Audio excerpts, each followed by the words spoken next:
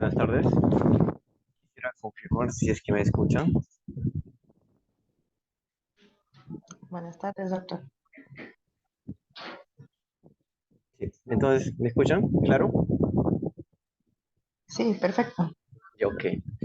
Bueno, en esta oportunidad vamos a reforzar, digamos, criterios más específicos sobre las enfermedades metaxénicas más comunes, se puede decir a nivel nacional. Y es importante, digamos, tener ese conocimiento, porque al fin y al cabo, estemos donde estemos, personal de salud, nuestro desplazamiento a diferentes zonas endémicas es muchas veces necesario y es importante tener estos conceptos básicos para que estas enfermedades no nos sorprendan en su aparición, en la presentación de los casos y podamos actuar rápidamente. A ver, de todos los presentes, todos, Listo, sí todos, está. los, todos, todos los participantes pertenecen al área de salud, ¿no? O hay alguien que no pertenezca al área de salud.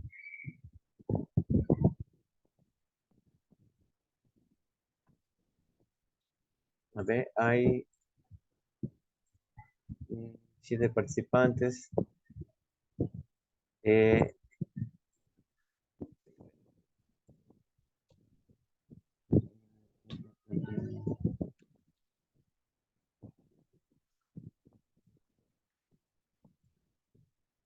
ya, todos pertenecen al área de salud, ¿no? Quisiera confirmar que me confirmen que sí. Es importante empezar por ahí. Todos los presentes, alguien de los presentes que no pertenezca al área de salud, ya sea técnico, enfermera, que no sea médico, sea otra profesión que no sea clínico, del área de salud, todos pertenecen al área de salud. ¿Ok?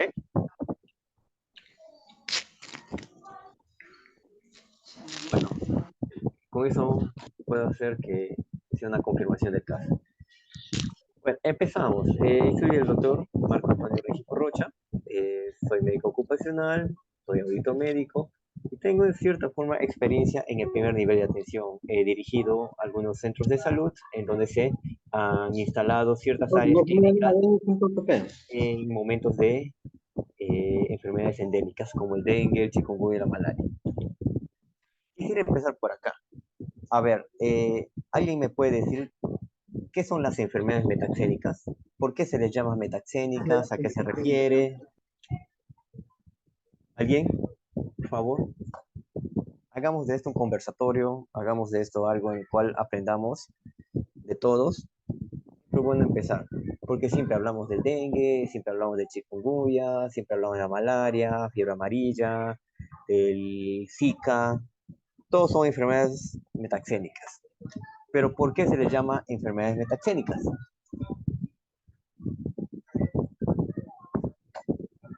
¿Alguien?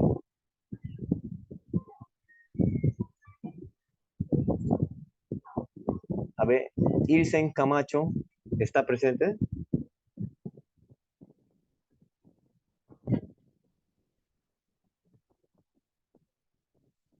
La Ilsen, Lady, Marcelino, Mayela, Paula, Raquel, Sandy, Janet, ¿alguien? Quiero escucharlos, quiero empezar por ahí. ¿De qué me sirve hacer todo un repertorio sobre enfermedades metaxénicas si no sabemos qué es una enfermedad metaxénica? ¿Por qué se les llama enfermedades metaxénicas? ¿Alguien? No sé si estoy segura, pero es por contagio sexual. Contagio sexual. No, estás muy alejado. A ver, qué te dice la imagen? ¿Qué ves en la imagen? Un zancudo. Ya, un zancudo. ¿Qué hace ese zancudo? Pica. Pica. Y al picarte, ¿qué te causa?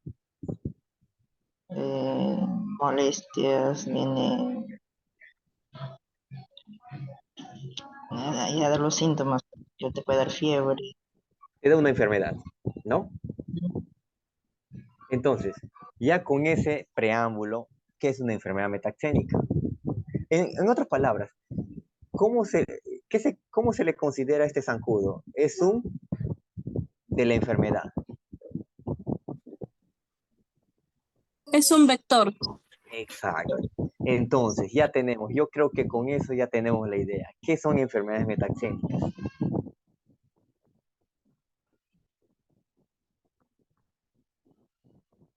Son enfermedades transmitidas por Transmitida por vectores. vectores. Exacto. Empezamos por ahí, porque vamos a hablar de dengue, vamos a hablar de chikungunya, vamos a hablar de malaria. ¿Qué tienen en común esas tres enfermedades? Que son transmitidas por Vectores. ¿y cuál es el vector en esas tres enfermedades? El Aedes aegypti. No, no me digas exactamente el nombre, sino dime el animalito. ¿Cuál es el vector de esas tres enfermedades? El zancudo. El zancudo. Entonces, ya de acá van a ir conociendo que son enfermedades metaxénicas. Cuando a ustedes les digan enfermedades metaxénicas, ya no van a estar ahí carburando, carburando. Las enfermedades metaxénicas son todas las enfermedades transmitidas por vectores. Ya quiero que lleven ese primer concepto. Desde ahí, ya. Ok, enfermedades metaxénicas transmitidas por vectores, ya. Ok, ya. Vamos a especificar a partir de ahora, porque el mismo vector no puede ser para todos. Ojo, de todas maneras, el zancudo es el principal, pero pueden intervenir otros animales en otras enfermedades, que no va a ser el caso, pero hay que siempre tener en cuenta vectores. Pero ahorita vamos a hablar de enfermedades metaxénicas, en el cual el vector es el zancudo.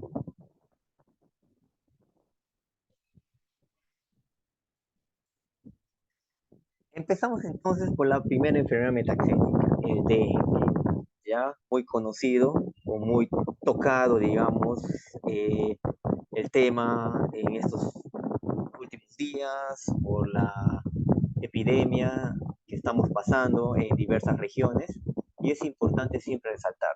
No sé si algunos de ustedes ya han estado en la clase pasada, pero en relación al dengue vamos a reforzar lo mismo y es importante que siempre tengan estos conceptos. Recordar de que el Perú es una zona endémica de enfermedades metaxénicas. Por ende, nos regimos por un ente rector, que es el Ministerio de Salud. El Ministerio de Salud es el encargado de emitir alertas epidemiológicas, en donde se avisa a todas las autoridades, población, comunidad, de algún tipo, digamos, de epidemia que esté aumentando los casos a nivel nacional y resaltando las zonas más endémicas. Sucedió con el COVID, que en cierta forma fue una pandemia, pero fue una epidemia dentro de nuestro territorio, al igual que con el COVID ya disminuyó, hay casos que ya son, digamos, endémicos, pero ahorita estamos con el dengue.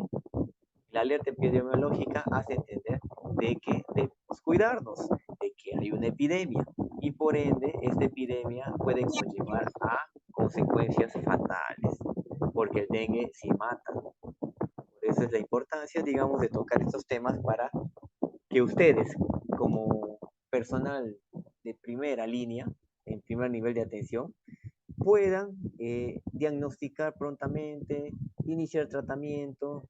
Claro, el tratamiento es netamente del médico. ¿Hay médicos en la sala? ¿Hay algún médico en la sala?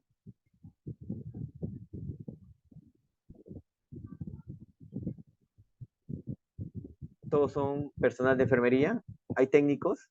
Quiero saber si hay médicos. ¿Hay alguno es médico?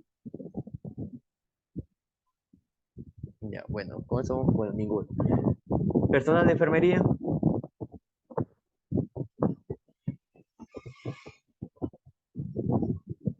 ¿Están cansados? ¿No quieren responder? ¿Tienen miedo? ¿O mi voz Yo es soy muy... odontóloga. Ya, odontóloga, muy bien. ¿Trabajas en el primer nivel de atención? Sí.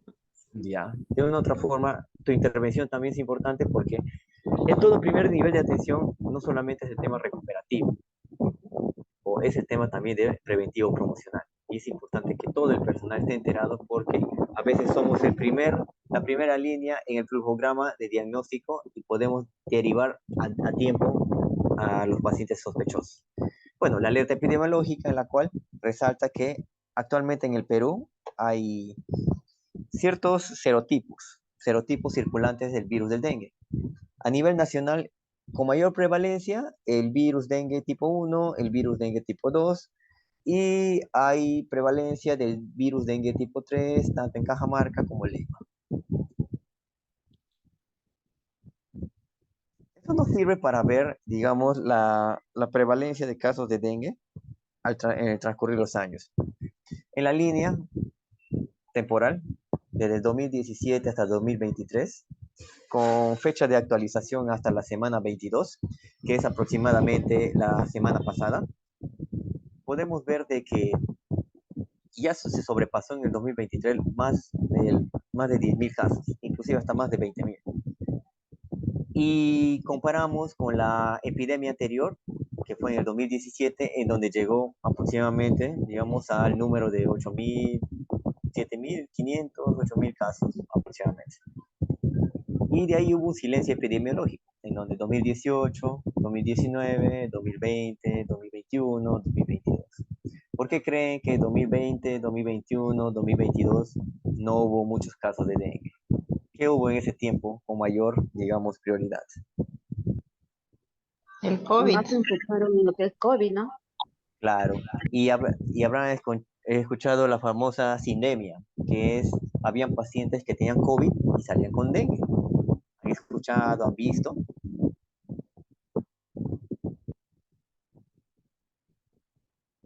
Sí había esa prevalencia, pero había un subregistro en donde la prioridad era los casos COVID. Y por ende, posiblemente en el año 2020, 2021 y 2022 hubieron subregistros en donde los casos de dengue quizás fueron tratados como COVID, que mayormente era casi, digamos, el tratamiento de soporte, de mantenimiento, y no se registraron, digamos, de manera correcta los casos diagnosticados o sospechosos. Pero en el 2023, ya con una disminución de los casos COVID, podemos ya dar importancia, digamos, a una epidemia que es muy común en nuestro país, que es el dengue. Y empezaron los casos con localización en diferentes regiones del país. Como pueden ver, hasta la semana epidemiológica 22, las principales regiones que pueden alcanzar entre los 20.000 y 30.000 casos, inclusive superarlos, tenemos a Piura, que está en primer lugar actualmente en los casos. Ya voy a mostrar un cuadrito para que vean la diferencia. Segundo lugar está Lima, pueden ver el color. Tercer lugar está Loreto, pero eso no escapa de que toda la costa norte, incluido Lambayeque, Trujillo, Ancash, inclusive parte del sur, como es Ica, también presentan casos, así como la zona centro, como Cajamarca, San Martín, y la parte selva, ¿no? Aparte de Loreto, tenemos a Pucallpa y parte de Madre de Dios. En el siguiente cuadro pueden ver los casos. Ya hasta el 2023, hasta la semana 22, pueden ver que Piura lidera los casos con más de 30.000. Segundo lugar está Lima. Hasta hace 2 o 3 semanas, Loreto estaba en tercer lugar. Ahora, sin embargo, como les mencionaba, ya hubo un aumento de casos tanto en Lambayeque como en La Libertad. Ica está en cuarto lugar, casi la zona sur. Es la única región zona sur con mayor casos de dengue. La Libertad, Loreto, Ucayali, San Martín, Cajamarca. Hasta ahí podemos denotar que es más que todo prevalencia en zona costa norte como centro oriente y oriente, zona selva. ¿Por qué es importante esto? Porque es parte del diagnóstico. Dentro de los criterios diagnósticos del dengue está el criterio epidemiológico, porque de una u otra forma nos ayuda a sospechar de un caso dependiendo del lugar de procedencia, el cual vamos a comentar más adelante. Podemos ver que en relación a los números de casos hasta la semana 22, que se podría decir fue hasta fines de mayo, los números de casos con mayor predominio está en la población adulta, entre los 30 y 59 años, seguido por la población joven entre los 18 y 29 y en tercer lugar por los niños de 0 a 11 años. Pero dentro de estos grupos es importante siempre resaltar los grupos de riesgo. Y los grupos de riesgo siempre son, se puede decir, las dos etapas límites dentro de las etapas de vida. Estamos hablando de niños y adultos mayores, que también va a ser importante para el tema del tratamiento. Les muestro todo esto porque todos estos datos son importantes al momento de diagnosticar y al momento de tomar una decisión para el manejo clínico. Bueno, el dengue es una enfermedad ya causada por un virus. Siempre bueno es hablar con propiedad. El dengue es un virus, no es una bacteria, no es un parásito, no es un hongo, es un virus que es transmitida por la picadura del zancudo Aedes aegypti, el vector. ¿Ok? Y por eso al dengue se le considera una enfermedad metaxénica, la cual puede tener diferentes presentaciones clínicas con mayor prevalencia de ciertos síntomas y resultados impredecibles. Los resultados impredecibles mayormente podemos hacer pensar en el tema de que puede tener consecuencias fatales, la cual puede conllevar a la muerte. La enfermedad es estacional y casi siempre se manifiesta en los meses cálidos, o se podría hablar también de prevalencia en zonas tropicales. Ahorita, por el tema del fenómeno del niño costero, donde el clima tiene una tendencia impredecible y puede haber lluvias, es donde aparece esta epidemia. Más que todo, como una forma de presentarse es en la acumulación de líquidos, agua, en inservibles o recipientes, los cuales permanecen mucho tiempo sin ser eliminados y los huevos pueden prosperar hasta la forma adulta.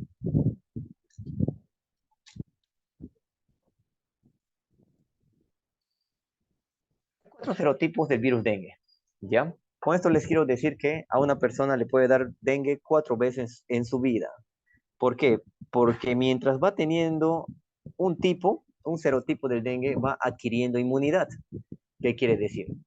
Si a una persona le da dengue con el virus tipo 1, le va a dar dengue, le pasa, se recupera. Le puede volver a dar dengue con el tipo 2, 3 o 4, más no con el tipo 1 porque ya tiene inmunidad para el 1. Y así sucesivamente. Le da el tipo 3, se recupera, ya tiene inmunidad para el 1 y el 3. Tiene todavía 2 chances para darle. Pero la idea no es de que el paciente llegue a tener las 4. No es que, voy a tener los 4 serotipos. El doctor me ha dicho, ¿sabes qué? Con 4 serotipos yo ya no me va a volver a dar dengue. Ojo, cuanto más episodios de dengue o diagnósticos de dengue tenga, mayor es el riesgo de que la mortalidad aumente. La mayoría de pacientes que fallecen es la segunda o la tercera vez con dengue. Particularmente, no he visto una persona que haya tenido 4 veces dengue, porque a partir del segundo y tercer caso es un tema, digamos, donde aumenta la mortalidad. Es riesgo, es la probabilidad de que algo pase. No siempre va a pasar, por eso es importante también el diagnóstico y tratamiento oportuno. ¿Ok? El virus dengue es de la familia Flaviviridae, serotipos 1, 2 y 3 y 4. El dengue puede dar a cualquier persona y una persona puede infectarse con el virus varias veces, pero recalcando que solamente es una vez por cada serotipo. Fisiopatología del dengue. Es importante conocer esto de una manera global. Ya, si desean, pueden, digamos, explorar. A ver, por favor, escucho un micrófono abierto. ¿Podrían cerrar? ¿Por qué es importante la fisiopatología? Porque de acá nos va a servir para detectar la presencia del virus, en qué momento detectarlo y saber las diferentes fases que presenta la enfermedad para el inicio de tratamiento oportuno.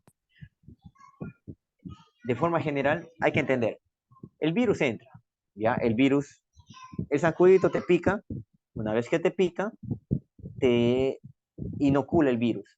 Ese virus ya se va por toda nuestra inmunidad, sistema inmune, las células que se encargan de la inmunidad, pero libera el NS1. ¿Qué es el NS1? Es una proteína, se podría decir, del virus que se libera en nuestro torrente sanguíneo, la cual va a conllevar una reacción inflamatoria.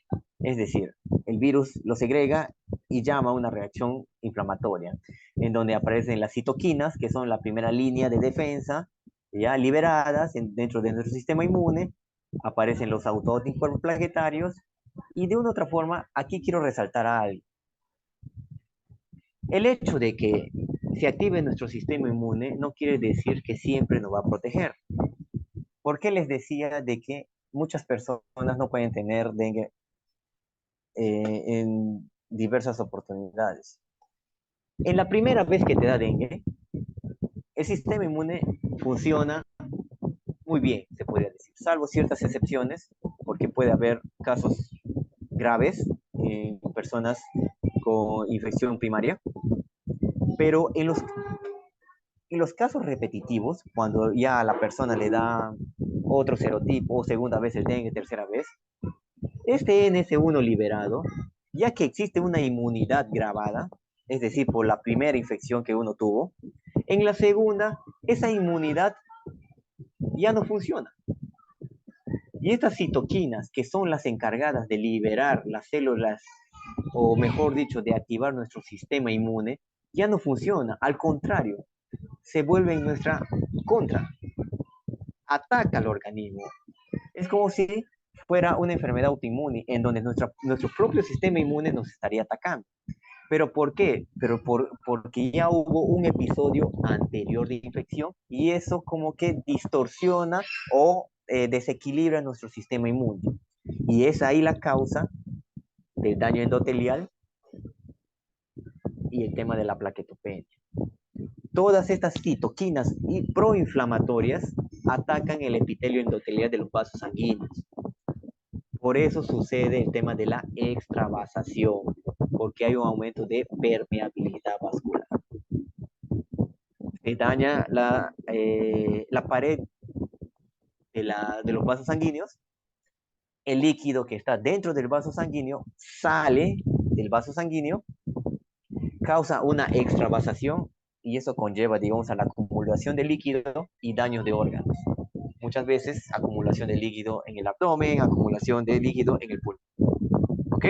Quiero que entiendan eso porque es fundamental también para entender diagnóstico y tratamiento. Bueno, ¿cómo es la definición? Persona enferma. No presenta síntomas porque hay un periodo de incubación. Es picado por el Aedes. Este Aedes, al picar a la persona enferma antes de que presente los síntomas, ya tiene el virus. En un lapso de 7 a 14 días, hasta 20 días, el virus se incuba, o sea, se reproduce dentro del zancudo y está apto para ser infeccioso, o sea, se infecta, se inocula. Y la persona sana, que está desprotegida, que no se ha cuidado en cierta forma, no ha cuidado en el aspecto de prevenir, de desechar inservibles, se ha permitido que el zancudo adulto pique a una persona enferma, adquiere el virus. Y esto, más que todo, corresponde a dos periodos, es decir, la viremia inicial, es decir, persona enferma, humano 1. El mosquito se alimenta del virus. Procede el periodo de incubación extrínseca. Por favor, hay un micrófono abierto.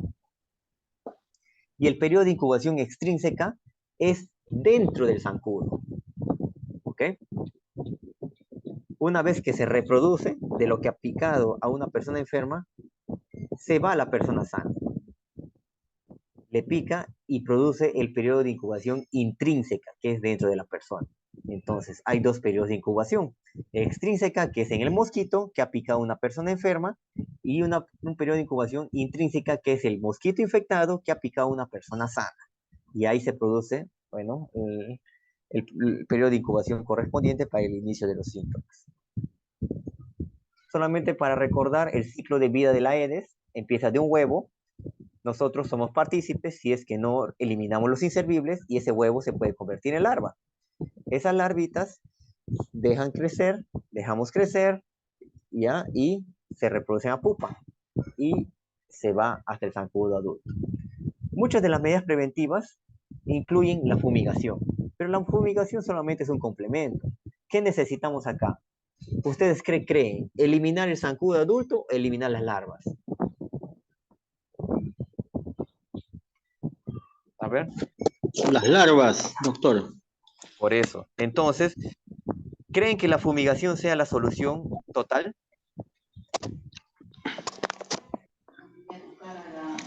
¿Qué mata la fumigación? ¿El zancudo o la larva? ¿Al zancudo adulto o la larva? Al zancudo. Al adulto, al zancudo adulto. ¿Ya? Entonces, que la fumigación sea con el mejor químico que ustedes quieran. Mate a toditos los zancudos del mundo. Ya, todos. Pero sin embargo, si hay larvas, es una medida, digamos, transitoria. ¿Ya? Pero acá lo más importante es eliminar todos los recipientes que puedan contener agua estancada y que van a permitir que ese huevo se convierta en larva y posteriormente en zancudos. Esa es la prevención. Y quiero que justamente se lleve ese mensaje. Bueno, ya hablamos de esto, el periodo de transmisión del virus dengue de una persona, el Aedes no tiene el virus, pero pica a una persona enferma. Y ya el Aedes tiene el virus, o sea, es un Aedes infectado. Periodo de incubación intrínseca, de 8 a 12 días dentro, es decir, el virus ahí se hace más infectivo, se reproduce, crece y ya está listo para infectar. Entonces, este Aedes infectado pica a la persona sana y se produce el periodo de incubación, en donde de 3 a 14 días antes de presentar síntomas. ¿Qué es un periodo de incubación? Es el tiempo en el cual demora, digamos, el virus en producir la enfermedad. No quiere decir de que si el Aedes te pica hoy día mismo vas a hacer enfermedad. No, es un periodo aproximado de 3 a 14 días con un corte de 7 a 10 días. Te pica hoy día, en 7 días posiblemente. Pero ojo, ese periodo de incubación, quiero que quede claro, en donde la persona está asintomática, puede otra vez volver el ciclo. El zancudo no infectado te pica porque ya tienes el virus, pero no estás haciendo enfermedad. Esa es, digamos, la prevención. En donde, si tenemos una persona que ha sido picado, se puede decir una zona endémica, que está presentando los primeros síntomas, es protegerla con repelentes, con mangas largas, con mosquiteros para evitar de que un zancudo le vuelva a picar y eso pueda reproducir el ciclo de transmisión otra vez. ¿Ok? Listo. Con ese preámbulo ya podemos hablar del diagnóstico. Quiero hacerles entender de que el diagnóstico del dengue es netamente clínico. Es decir, si ustedes saben que una persona ha venido de Piura, de Loreto, Lambayeque, tiene fiebre, es dengue hasta demostrar lo contrario. Es dengue hasta demostrar lo contrario. Estamos en una epidemia y por ende es preferible pecar en exceso que en defecto. ¿Ok? No esperar, no, voy a hacerle su hemograma, que salga su hemograma en media hora, no. Le vas tratando hasta que salga el hemograma, la prueba serológica si deseas, pero le vas tratando. ¿Por qué? Más vale pecar en exceso, como les he dicho, porque la hidratación no es nada fuera de lo común y al contrario, vas a estar iniciando un tratamiento precoz para evitar cualquier tipo de las complicaciones. Es importante también recordar de que hoy en día ya no se habla de dengue hemorrágico. Ustedes habrán escuchado el famoso dengue hemorrágico. Anteriormente la clasificación del dengue era dengue clásico y dengue hemorrágico. A partir de 2018 ya no se habla de esos términos. Hay que hablar con propiedad. La clasificación del dengue es de la siguiente manera. Hay dengue sin signos de alarma, dengue con signos de alarma y dengue severo. Son las tres clasificaciones del dengue. Ya no se está permitido hablar de dengue hemorrágico porque ese término es incorrecto. Así que también quiero que quede claro eso. Y el diagnóstico, como les decía, es mayormente clínico. ¿Cómo puedes tener un dengue probable? Una persona que ha viajado a una área endémica. Por eso eran las diapositivas iniciales. Quería que conozcan las zonas con mayor casos de dengue. Y cuando ustedes vean un paciente febril que ha venido, que tiene procedencia de dichas zonas, es dengue hasta demostrar lo contrario. Claro, y agregado a otros síntomas. Puede haber náuseas, puede haber una especie de rash por todo el cuerpo, dolor de cabeza, sobre todo con predominancia retroocular, como un dolor detrás del ojo, es una característica, no siempre. Dolor muscular, dolor de articulaciones, test de torniquetes, que es la aparición de petequias cuando se insufla el manguito o el tensiómetro y aparecen unas petequias. Disminución de plaquetas, que ya es inmediatamente tomando un hemograma simple y cualquier signo de alarma. Hasta ahí tenemos un dengue sin signos de alarma. Ahora, otra cosa que quiero que quede claro es cuáles son los signos de alarma. Por eso es la otra clasificación, dengue con signos de alarma. Signos de alarma, dolor abdominal. ¿Qué se graba de dolor abdominal? Vómitos persistentes, acumulación clínica de fluidos. ¿Cómo ustedes pueden apreciar que una persona está acumulando líquido con dificultad respiratoria? Estaría haciendo un posible edema agudo de pulmón. Puede haber acumulación a nivel abdominal. Pueden hacer maniobras en las cuales se note una ascitis, es decir, acumulación en pared abdominal. Ese paciente está. Como ustedes también pueden ver que está perdiendo líquido del intravascular, es decir, dentro de los vasos, al extravascular, con la presión arterial. Puede estar presentando un caso de hipotensión y eso ya puede conllevar a un dengue severo.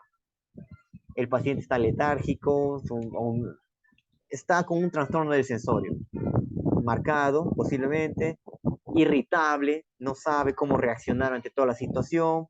Hay una hepatomegalia clínica, al examen clínico, ¿ya? Que se nota por debajo del reborde costal, 2 centímetros por debajo del reborde costal. Y laboratorio.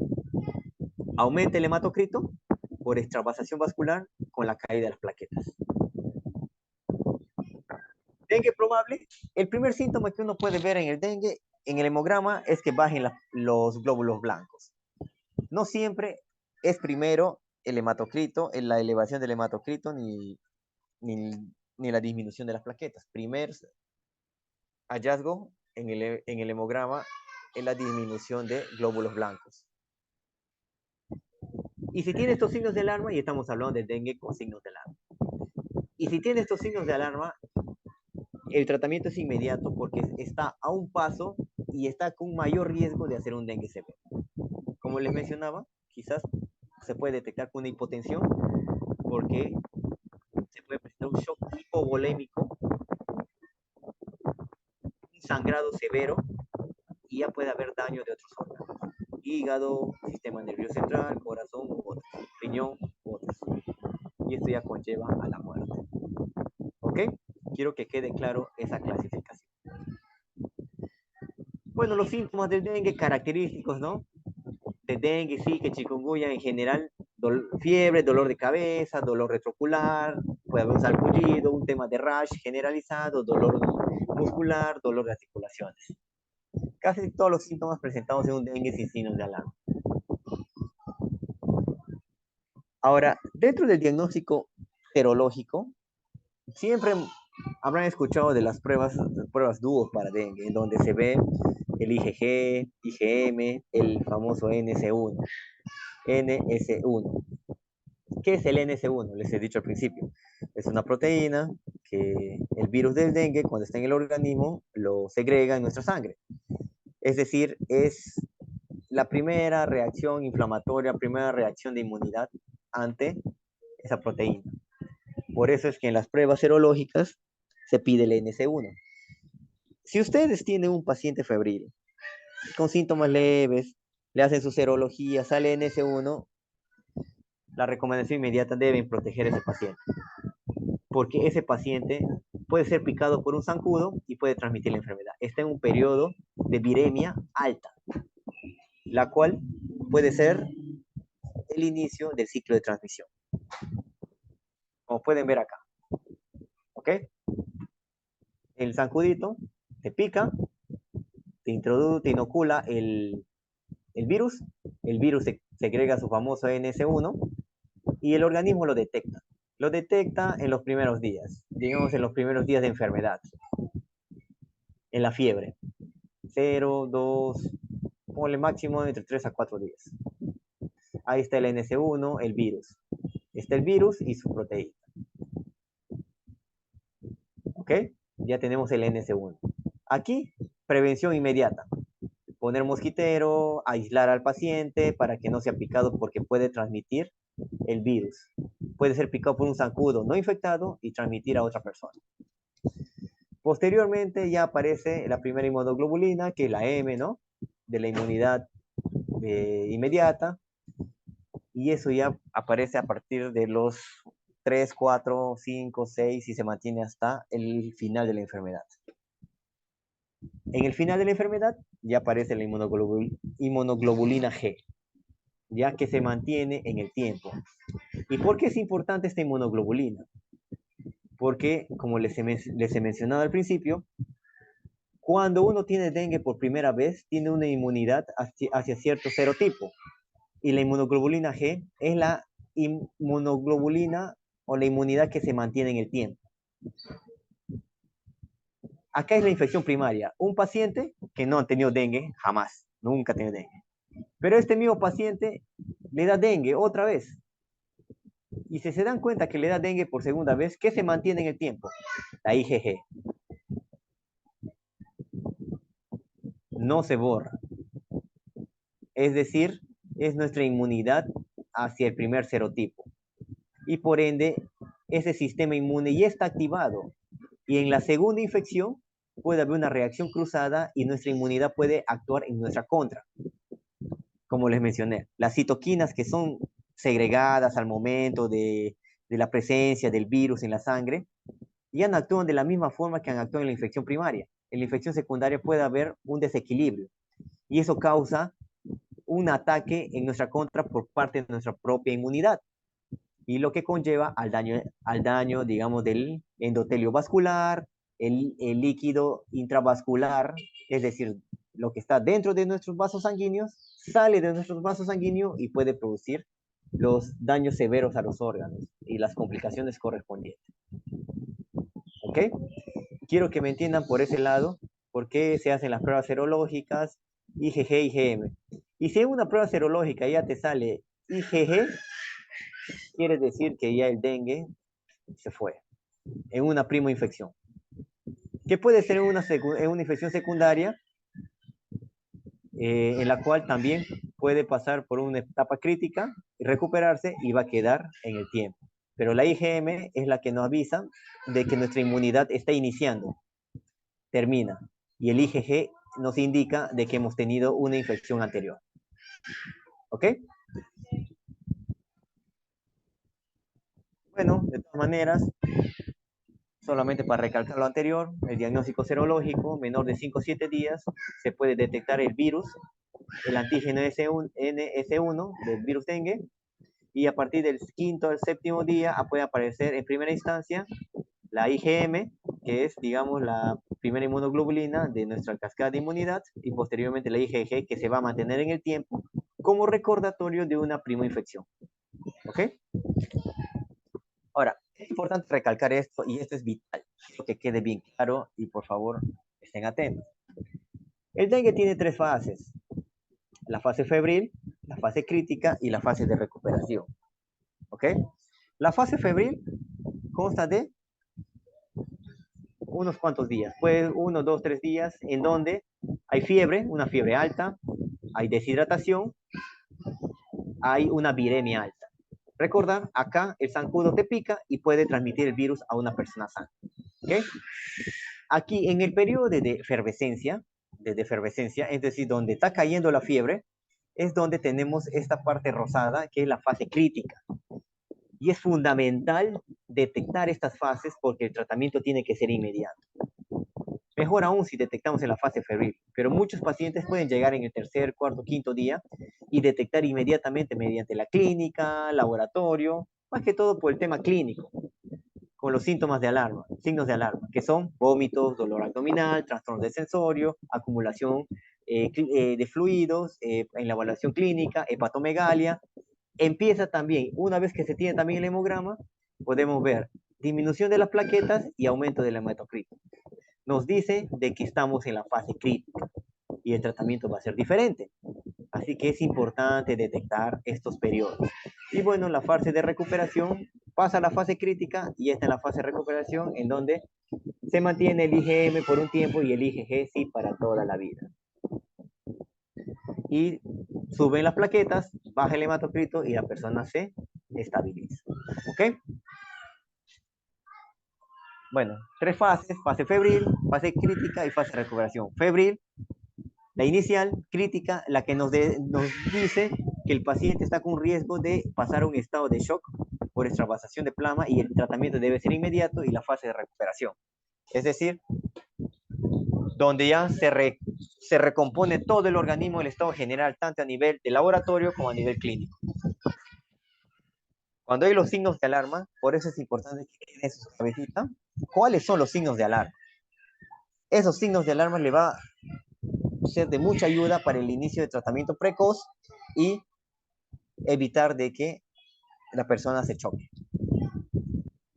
¿Ya? Principios básicos, digamos, de este tema de las complicaciones: puede ser sistémico por la extravasación de plasma y daños de órgano blanco, y dinámica, alteración del estado hemodinámico en horas. Estado hemodinámico, disminución de la presión, el tema, digamos, de alteraciones de laboratorio, aumenta el hematocrito, disminuye las plaquetas, y nos puede dar el indicio de una alteración del estado hemodinámico en horas, lo que puede conllevar al shock. Las rutas a la muerte por dengue: ya tenemos los signos de alarma y no hemos iniciado tratamiento, el shock es inevitable y puede conllevar a daños de órganos blancos, hígado, corazón, un sangrado severo y daño cerebral. Signos de alarma, y quiero que esto quede grabado para ustedes. ¿Cuáles son los signos de alarma? Y esos signos de alarma te van a decir en qué fase está. Está en la fase crítica.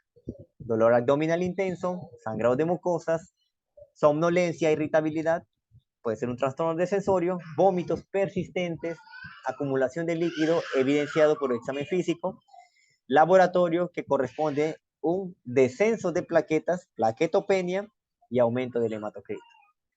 Todo esto es el resultado del aumento de la permeabilidad vascular por el daño al endotelio capilar, por un tema de reacción de nuestro sistema inmune a las proteínas del virus. Para recordar, este es nuestro vaso sanguíneo intravascular, líquido intravascular. Las citoquinas, en una segunda infección, pueden dañar este endotelio y por ende, al dañar, la permeabilidad aumenta. Es decir, el líquido del intravascular puede salir al extravascular y conllevar a las complicaciones ya mencionadas. Bueno, solamente para hacer un repaso rápido de esto: fase febril dura entre 2 a 7 días y son los síntomas, digamos, característicos de una fase febril: fiebre, mialgias, artralgias, náuseas. Es decir, estamos hablando de un dengue sin signos de alarma. La primera anomalía en el hemograma en la fase febril es la leucopenia, disminución de glóbulos blancos. ¿Ok? Fase febril. La fase febril te va a derivar a 2 escenarios: a la evolución favorable, o sea, dengue sin signos de alarma, o puede conllevarte a dengue con signos de alarma por permeabilidad vascular y posteriormente a un tema de una fase crítica que conlleve un dengue severo. Fase crítica: la defervescencia de la fiebre, es decir, fase febril hay fiebre, va disminuyendo la fiebre, puede haber aumento de la permeabilidad capilar, lo cual conlleva que aumento de los niveles de hematocrito, disminución de las plaquetas y los signos de alarma correspondientes: dolor abdominal, sangrado de mucosas, sangrados severos, vómitos persistentes, trastornos del sensorio, hepatomegalias y evidenciado en el hemograma el tema de aumento de hematocrito y disminución de plaquetas. Y como también puede haber una disminución de la presión arterial. Esta fase puede conllevar a 2 escenarios: dengue con signos de alarma y dengue puede llevar al dengue con signos de alarma que se recupera. Es decir, fase crítica te lleva al dengue con signos de alarma que se recupera con un tratamiento inicial y precoz de hidratación. y ese dengue, esa fase crítica puede conllevar a la fase de recuperación. Pero si no se inicia el tratamiento, nos puede conllevar al dengue con signos de alarma, pero con mala evolución, lo cual conlleva a un dengue grave. Y la fase de recuperación es la fase en la cual el paciente pasó de la fase crítica, se le inició tratamiento, respondió al tratamiento y todo se está estabilizando. Y hay mejoría clínica, aumento, digamos, de las plaquetas, disminución del hematocrito, el paciente se encuentra bien y puede haber una erupción característica al final de esta época. Una erupción en forma de islas blancas con un mar rojo que puede conllevar también a un prurito, que coloquialmente a veces lo conocemos como que el dengue nos ha dejado. Hay pacientes que manifiestan estos síntomas. Clásico, digamos, de exantema de islas blancas en un mar de rojo que puede acompañarse, ¿no?, de prurito, comezón. Y bueno, manejo clínico. Aspectos importantes que debe conocer el médico o el personal de salud, digamos, apoyo, que atiende paciente con dengue. Primero, ya no hablar de dengue hemorrágico. Ya les he dicho la nueva clasificación: dengue sin signos de alarma, dengue con signos de alarma y dengue severo. Segundo, definir el caso. ¿Cómo defines el caso? Criterios epidemiológicos, criterios clínicos. Paciente, procedencia, de dónde viene, más los síntomas que le acompañan. Tenemos un caso de dengue hasta demostrar lo contrario. Curso clínico de la enfermedad. Ya les he mencionado las 3 fases: febril, crítica y de recuperación. Cuando llega el paciente hay que detectar en qué fase está, porque el tratamiento va a depender de la fase o el curso clínico del paciente. Entender la fisiopatología del dengue. Más adelante les voy a hablar de que un paciente con dengue, por ejemplo, puede presentar una plaquetopenia hasta de 5.000 o 10.000, pero no es necesario el tema de transfusión sanguínea o transfusión de plaquetas, porque muchas veces con hidratación el paciente puede recuperar. Por eso es importante entender la fisiopatología, y ya les he mencionado: permeabilidad vascular. Diagnóstico diferencial. Muchas enfermedades pueden parecerse al dengue, sobre todo las metaxénicas, sobre todo las que son transmitidas también por el mismo vector. Recordar que el Zika, el chikungunya son transmitidas por el mismo vector, por el Aedes aegypti. Así que de una u otra forma hay que hacer siempre el diagnóstico diferencial. El manejo del dengue es en el primer nivel de atención. Y ahorita vamos a tocar puntos específicos del manejo. Signos de alarma. Quedar en la cabecita: signos de alarma: vómitos persistentes, dolor abdominal, en el laboratorio, aumento de hematocrito, disminución de plaquetas, trastorno de sensorio con somnolencia, letargia, hepatomegalia, que se evidencia por examen clínico, aumento de fluidos, digamos, en el organismo, evidenció también por examen clínico, y principalmente esos son los signos de alarma que uno debe tener siempre presente. El manejo de fluidoterapia. También es importante saber cuánto es la cantidad de fluidos que se va a manejar en cada paciente para que no exista un exceso de hidratación y el paciente pueda conllevarse a un inicio mucho más rápido del shock. Uso irracional de fármacos en dengue. Hay ciertos fármacos que no se deben usar y es importante que tenerlo como un aspecto muy importante, valga la redundancia. Y formas atípicas. Las formas atípicas en el sentido de que mayormente el dengue presenta fiebre. A veces puede ser una fiebre tan baja, no tan característica, y uno puede pensar de que no es dengue, pero al final esas formas atípicas es importante siempre reconocer, más aún con la ayuda del diagnóstico, del apoyo diagnóstico con serología o exámenes con un hemograma completo. Objetivos del tratamiento: prevenir el shock irreversible, es decir, evitar la muerte, y organizar los servicios de atención. Los famosos, hoy en día se están organizando los UBICLIN, que son las unidades de vigilancia clínica de los pacientes con dengue en todos los centros de salud de primer nivel de atención. ¿Ya? Solamente recordar las 3 fases: febril, crítica, de fase de recuperación. No se requiere diagnóstico etiológico, el diagnóstico es clínico. Es dengue, de acuerdo a tu evaluación, iniciar tratamiento. Y manejo está basado en la clasificación, es decir, si es dengue sin signos de alarma, con signos de alarma, o si es dengue severo. ¿Ya? Ya sabemos los síntomas característicos y la fase inicial puede conllevar a 3 cursos clínicos. Mejoría clínica, puede haber manifestaciones hemorrágicas leves y puede conllevar al dengue severo. Es decir, la misma clasificación, sin signos de alarma, con signos de alarma y dengue severo. Fase crítica. Los signos de alarma son el resultado de un aumento significativo de la permeabilidad capilar. Eso ya fue explicado, que es el momento en donde el líquido sale del intravascular y se evidencian los síntomas tanto clínicos como de laboratorio, y eso marca el inicio de la fase crítica. Con la presencia de signos de alarma, dolor abdominal, vómitos persistentes, acumulación de fluidos clínicamente demostrables, sangrados de mucosas, letargias, somnolencias, irritabilidad, hepatomegalia mayor de 2 centímetros, laboratorio, aumento gradual del hematocrito y disminución de plaquetas. Bueno, solamente para recordar la clasificación. Y empezamos con el manejo clínico. El manejo clínico del dengue corresponde a 4 grupos en sí. ¿Ok? Y todo lo que les hablé es importante, inclusive desde el diagnóstico hasta poder identificar en qué fase está para iniciar el tratamiento. Grupo A, dengue sin signos de alarma, manejo ambulatorio. Grupo B se divide en 2, grupo B1 y grupo B2. El grupo B1 más que todo están dengue sin signos de alarma, pero con afección asociada o riesgo. ¿Qué quiere decir eso? Pueden ser niños sin signos de alarma, gestantes, pacientes VIH, pacientes con enfermedades crónicas, adultos mayores. Esos pacientes pueden tener síntomas leves, sin signos de alarma, pero necesitan un monitoreo y vigilancia en un centro de internamiento. ¿Ok? Y el grupo B2, que son cualquier paciente que tenga signos de alarma. Esos 2 grupos tienen que internarse. Uno para vigilancia y monitorización de que no pase a la fase crítica y posibles complicaciones.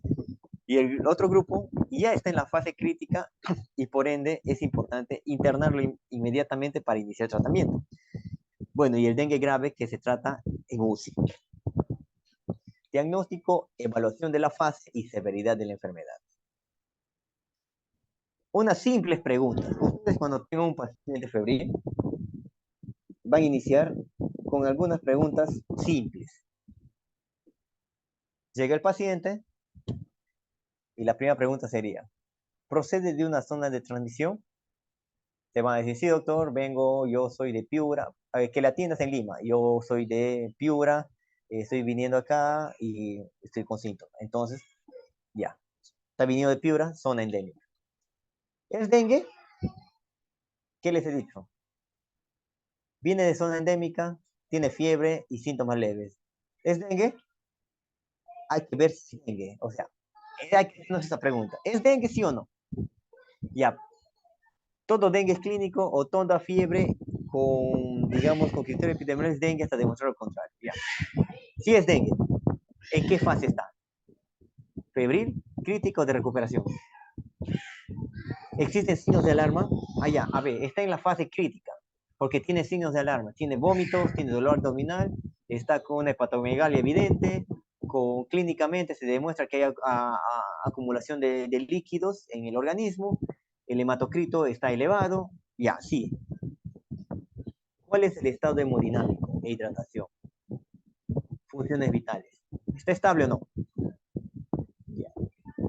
¿Está en shock o no?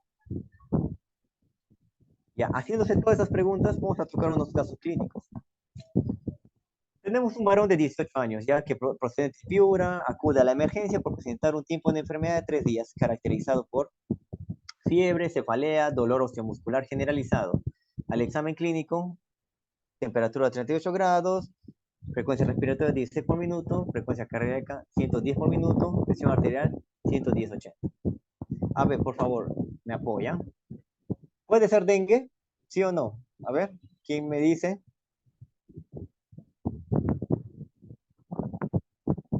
¿Sí o no?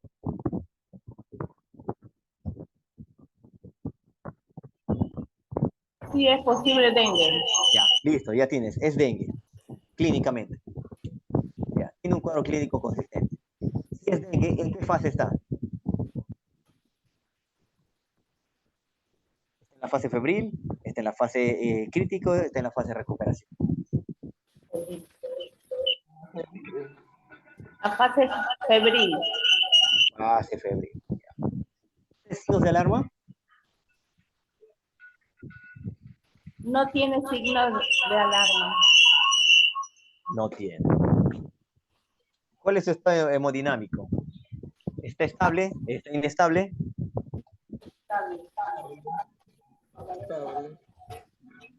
Está estable. Presión arterial normal. Bueno, la fiebre no es una inestabilidad hemodinámica. Respira bien. Frecuencia respiratoria ligeramente elevada, pero está estable. ¿Tiene shock? No. Ya. Todos estos datos que has recopilado de tu paciente a la evaluación médica, clínica, ¿cuál es el manejo? ¿Dónde le vas a tratar a ese paciente? ¿En el hospital? ¿En su casa? ¿En UCI? En casa. Domicilio. Ambulatorio. En su casa. ¿Ya? ¿Ves que con estas simples preguntas ustedes ya pueden hacer una unidad clínica y poder decidir, tomar una decisión inmediata? Vamos con el segundo casito. A ver, mujer de 36 años, procedente de Iquitos, acude con un tiempo de enfermedad de 4 días, caracterizado por alza térmica, cefalea, dolor muscular generalizado. El día del ingreso mejoran los síntomas. Y 4 horas antes del ingreso empieza a presentar dolor abdominal y vómitos. Es decir, ese día mejora, aparentemente, pero cuando le están llevando 4 horas antes de que ingrese al hospital, presenta dolor abdominal y vómitos. Funciones vitales, 110-70, 70 por minuto, 20 por minuto, frecuencia respiratoria 20 por minuto. Al examen clínico se evidencia una erupción cutánea morbiliforme en la región torácica, que se empalidece a la presión. ¿Ok? Pueden ver en la imagen, o sea, le tocan y hay como un rash, digamos así, en todo el cuerpo. ¿Puede ser dengue? ¿Sí o no? Sí. Ya. Tenemos un cuadro consistente, ya. Esto, dengue, ya. Vamos por el... ¿Qué fase está? ¿Cómo se llama esta fase? ¿Febril, crítica o recuperación? ¿Febril, crítica o de recuperación? Crítica, ya. ¿Tiene signos de alarma? Sí. ¿Cuáles? Dolor abdominal y vómitos. Ya. ¿Cuál es su estado hemodinámico? ¿Está estable? ¿Está inestable? Estable. Estable. ¿Presión arterial normal? ¿No hay fiebre? ¿Frecuencia cardíaca, respiratoria normal? Estable. ¿Tiene shock? No. No tiene shock. Ya. Tenemos un dengue con signos de alarma, fase crítica. ¿Dónde le vas a tratar? El hospital. Hospitalización. ¿Ya? Han visto dos casitos en donde haciendo una unidad clínica con las preguntas simples y ubicarse. Por eso es importante el tema de conocer las fases, conocer los signos de alarma, conocer los criterios diagnósticos, la epidemiología. Es muy importante. ¿Ok? Ya les he mencionado los tipos de manejo de acuerdo, digamos, a la presentación, a la clasificación del dengue y agregar solamente que se debe notificar la enfermedad. Recomendaciones para tratar pacientes con dengue. El grupo A es el que van a tratar ¿en dónde? En la casa. ¿Ya? Pacientes que pueden ser enviados a la casa. Esos pacientes van a requerir, digamos, una vigilancia de 48 horas. Es decir, paciente febril, sin signos de alarma, va a su casa, baja la fiebre, es decir, primer, segundo, tercer, cuarto día, el cuarto día está sin fiebre. Una vigilancia de 2 días, es decir, hasta el sexto día hay que vigilar que no se presente ningún signo de alarma. Entonces quiere decir que está pasando a la fase de recuperación. ¿Ok? Se debe monitorizar evolución de la enfermedad, las fases de la enfermedad, los signos de alarma. La de efervescencia. En ese periodo en donde baja la fiebre es importante vigilar al paciente, porque los signos de alarma aparecen cuando baja la fiebre. ¿Ok? Es importante. Hay que vigilar el aumento del hematocrito, porque también en estos pacientes ya por los días o de una u otra forma por el monitoreo se le manda a hacer un hemograma y siempre estar atento ante la aparición de signos de alarma. ¿Qué haces en casa? El paciente debe reposar, ingesta apropiada de líquidos, siempre y cuando la vía oral sea tolerante, tolere la vía oral. Se debe dar sueros de rehidratación oral, se puede tomar leche, jugos de fruta, solución isotónica, agua de arroz, sopa, inclusive hasta el agua de coco. Ojo, paciente con dengue que es tratado en casa, evitar la ingesta de pura agua. Suero de rehidratación oral, eso lo pueden preparar en casa y eso tiene que tomarlo mientras dure el tiempo por la fase febril hasta la defervescencia de la fiebre. ¿Ok? Perdón. Paracetamol, como primera línea. El paracetamol, o digamos, no baja la fiebre con el paracetamol, metamizol intramuscular o vía endovenosa. Se puede usar compresas frías para disminuir la fiebre y, de todas maneras, prevención, buscar eliminar criaderos de mosquito en la casa y alrededores. ¿Qué debe evitarse? No debe consumir esteroides ni AINES, aspirina, diclofenaco, naproxeno. Si el paciente está tomando uno de estos tratamientos, comunicar a su médico para ver la conveniencia de continuar o de suspender temporalmente hasta que pase la fase crítica y esté en el periodo de recuperación. No administrar antibióticos, no usar antieméticos y no usar antiespasmódicos. ¿Por qué motivo? Porque si nosotros tenemos un paciente, estamos haciendo una vigilancia, al usar un antiespasmódico que puede ocultar un dolor abdominal, al usar un antiemético que puede ocultar un vómito, no vamos a detectar si ese paciente tiene signos de alarma. Por eso es importante no utilizar esos medicamentos porque nos ocultan los signos de alarma y muchas veces al ocultar esos signos de alarma no detectamos la fase crítica y el paciente se nos puede complicar. ¿Ok? Recomendaciones para tratamiento hospitalario de los pacientes con dengue grupo B, es decir, pacientes derivados al hospital. Los dengue con signos de alarma. Obtener el hematocrito antes de hidratar al paciente sin retardar el inicio. ¿Qué quiere decir? Tenemos al paciente febril, solicitamos el hematocrito, pero podemos ir hidratando. ¿Ok? Hasta que nos llegue el valor del hematocrito. ¿Cómo se administra el cloruro de sodio? ¿Ya? Que es el principal tratamiento de fluidoterapia de los pacientes con dengue con signos de alarma que se hospitalizan. 10 mililitros por kilogramo de hora en la primera y segunda hora, 5 a 7 mililitros por kilogramo por hora de 2 a 4 horas, 3 a 5 mililitros por kilogramo por hora de 2 a 4 horas y de 2 a 3 mililitros por kilogramo por hora en 24 horas como mantenimiento. Eso lo vamos a ver mejor acá. Un ejemplo, paciente masculino de 20 años, procedente de Chiclayo, con 4 días de enfermedad por fiebre, cefalea, dolor osteomuscular generalizado, acude a emergencia por presentar dolor abdominal, vómitos persistentes y epistasis. Peso 60 kilos, presión arterial 170, frecuencia cardíaca 110 por minuto, frecuencia respiratoria 18 por minuto. ¿Es dengue o no es dengue? Dengue. ¿Qué fase?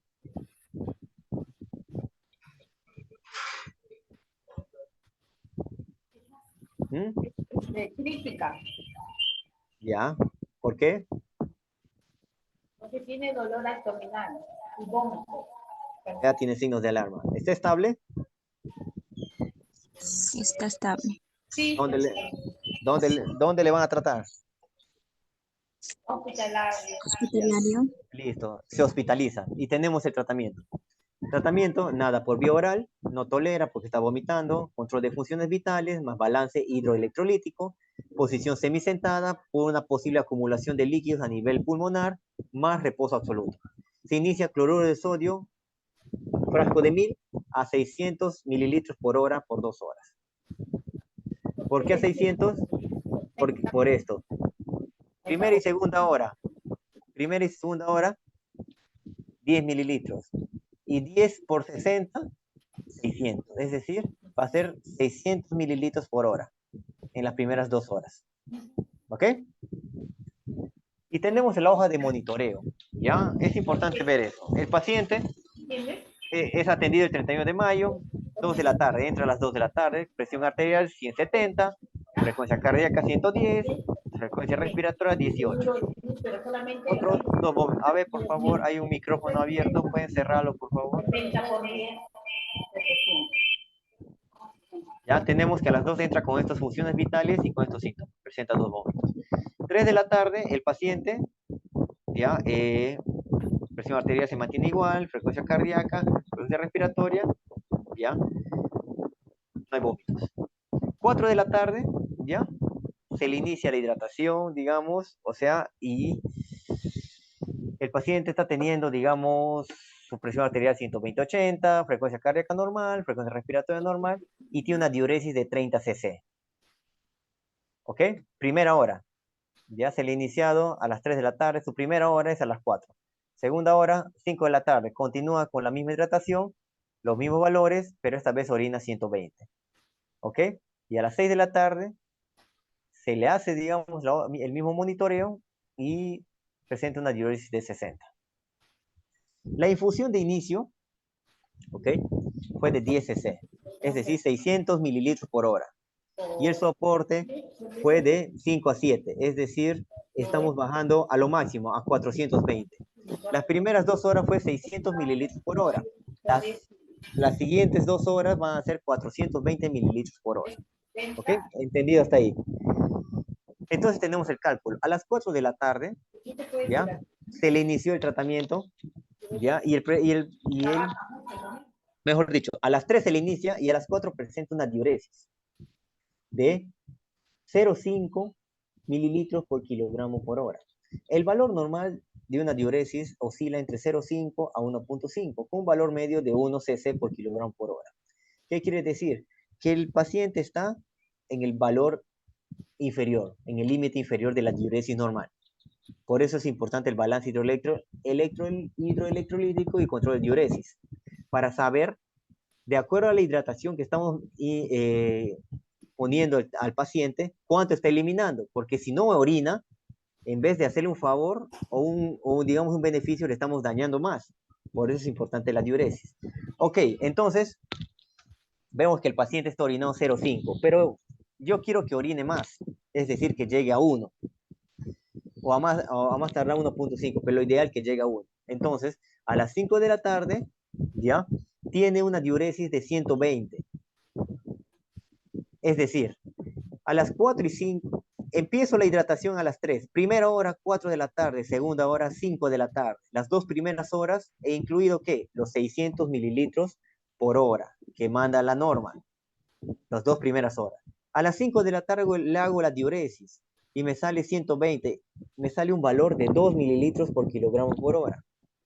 ¿Cuánto les he dicho que es el valor normal de la diuresis? 1.5. ¿Ya? Entonces, ¿qué quiere decir con que me salga 2? El paciente Se está reteniendo. está reteniendo. ¿Okay? Así que, de una u otra forma, ¿qué voy a hacer acá? Bajar la hidratación. Hemos quedado de que primeras 2 horas son 10. Después de las 2 horas, de 2 a 4 horas, se puede mantener de 5 a 7. Es decir, de 600 le bajamos a, digamos, 420 por el soporte, y ya nos baja la diuresis. Y esta diuresis nos va a dar ya un valor de 1, entre 1 a 1.5, que es la diuresis, y es donde ya tenemos que hacer todo el flujograma de la hidratación. ¿Ok? ¿Quedó claro? ¿Ya? Deben saber el valor de la diuresis, deben saber el líquido, cuánto de cantidad de líquido están, digamos, con cuánto de líquido están hidratando al paciente, y hacer un monitoreo justamente de las funciones vitales, para que te sirva de que si está orinando poco, continuar con la misma hidratación. Pero si está, digamos, reteniendo mucho, entonces hay que disminuir esa hidratación. ¿Ok? El grupo B, que es derivado al hospital, normalmente los líquidos intravenosos, la solución con cristaloides se puede administrar entre 2 a 48 horas. Se reduce gradualmente de acuerdo a lo que les he mostrado, y al final de la fase crítica. ¿Y cuál es, digamos, el indicador que nos dice de que se debe reducir los fluidos. Ya les he dicho, la diuresis entre 0.5 a 1 cc por kilogramo por hora. O, de una u otra forma, a la ingesta oral de fluidos son adecuadas. Es decir, el paciente ya tolera la vía oral, disminuyeron los vómitos, pero tolera la vía oral. Y eso no debe pasar más de 1.5. El hematocrito disminuye. También es un indicativo de disminución de la fluidoterapia. Este grupo B también debe recibir un monitoreo médico o de una manera continua, una vigilancia. Debe ser monitorizado hasta que termine el periodo de riesgo, viendo hidratación, viendo signos de alarma y viendo el estado hemodinámico. Debe mantenerse un detallado balance de líquidos, tal como se mostró, digamos, al inicio del paciente que se hospitalizó, y siempre estar viendo los signos vitales y la perfusión periférica. ¿Qué quiere decir?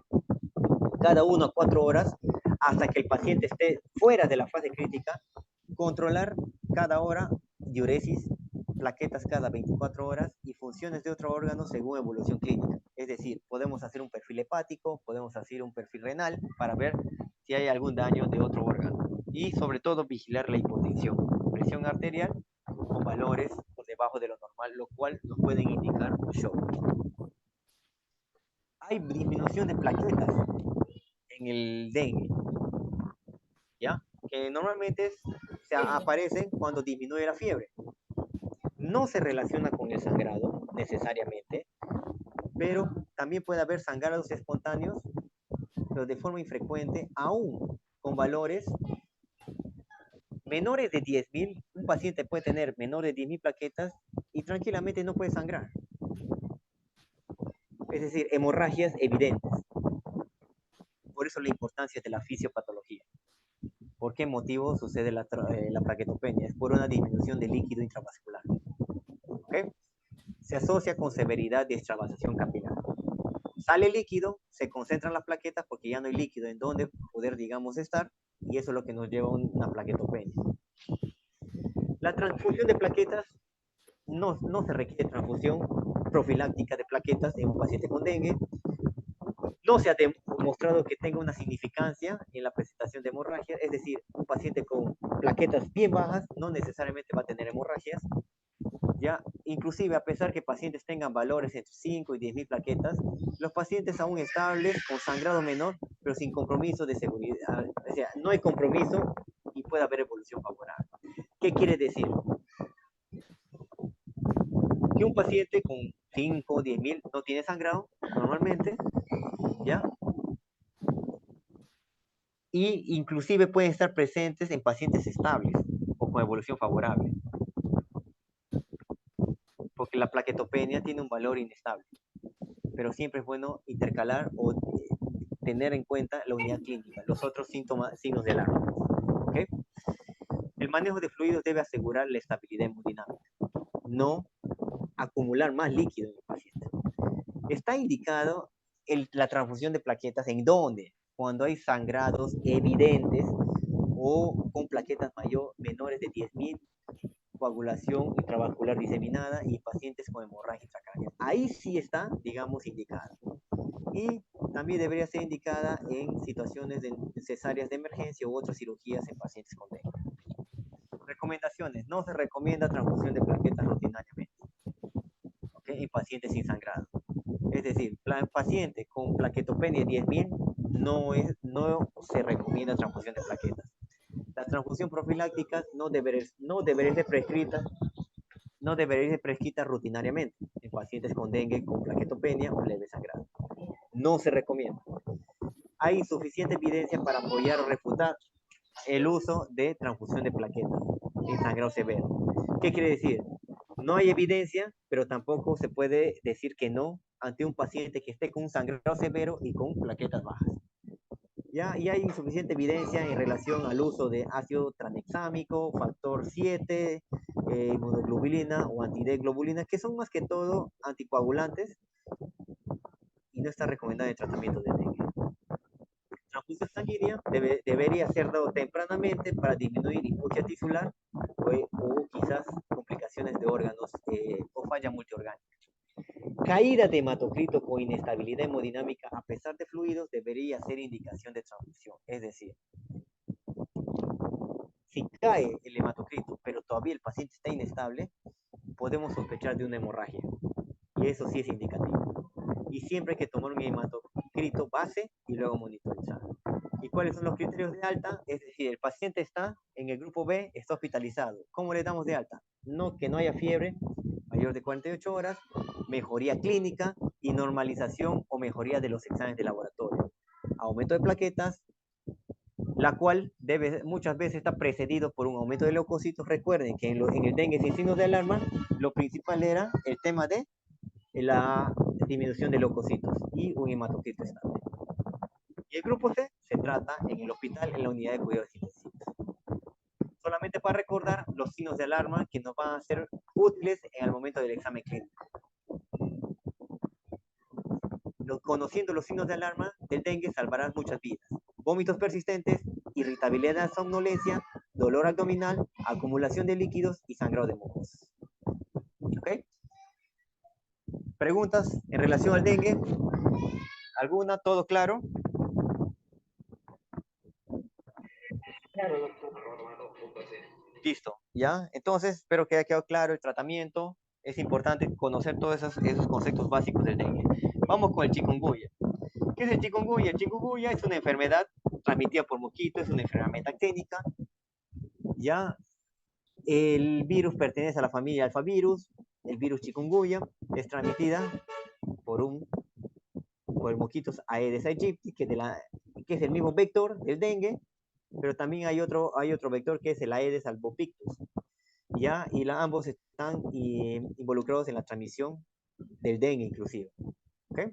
Entonces es una enfermedad metaxénica, transmitida por un vector. Existen dos vectores principales, el Aedes aegypti y el Aedes albopictus, ¿ya? Pero tocaremos más ampliamente a la Aedes aegypti. Ya sabemos, por el dengue, hemos visto el ciclo de vida del zancudo, de huevo a larva, pupa y zancudo. El mismo ciclo de vida funciona acá porque es el mismo vector y se podría hablar del mismo periodo, digamos, o ciclo de transmisión. Es decir, hay una viremia, paciente o humano, persona, ser humano, con el virus, es picado por el zancudo adquiere el virus se reproduce dentro del mosquito, es el periodo de incubación extrínseco, este mosquito infectado va a la persona sana, le pica y va a producir una viremia para posteriormente iniciar los síntomas. Y el periodo de incubación intrínseco es lo mismo que el dengue. Susceptibilidad, al mismo estilo que el dengue, también todos los individuos no infectados previamente con el virus de chikungunya están en riesgo de adquirir la infección y desarrollar la enfermedad. ¿Ya? Y también, cuando ya están expuestos al virus, los individuos desarrollan inmunidad prolongada que los protege contra la reinfección. ¿Ya? Es decir, acá, a diferencia del dengue, no hay serotipos y una vez que te da el chikungunya te protege para toda la vida. Diagnóstico. Igualmente que el dengue, el diagnóstico es clínico, como diagnóstico diferencial de todas las enfermedades metaxénicas. ¿Cuáles son los síntomas que con mayor frecuencia se presentan? La fiebre, pero acá va a tener una alta incidencia en las poliartralgias, sobre todo muñeca y tobillos, ¿ya? Dolores intensos, porque chikungunya en el idioma africano significa el que se encorva. Muchos de los pacientes con chikungunya llegan a la emergencia con un dolor articular en donde no pueden permanecerse erectos, digamos, erguidos, y vienen todo encorvados. Y eso hace una característica propia de la enfermedad, la cual de todas maneras tiene que hacerse un diagnóstico diferencial con el dengue, más aún si se trata de una epidemia.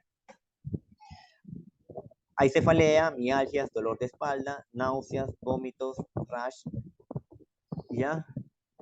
Poliartritis y conjuntivitis.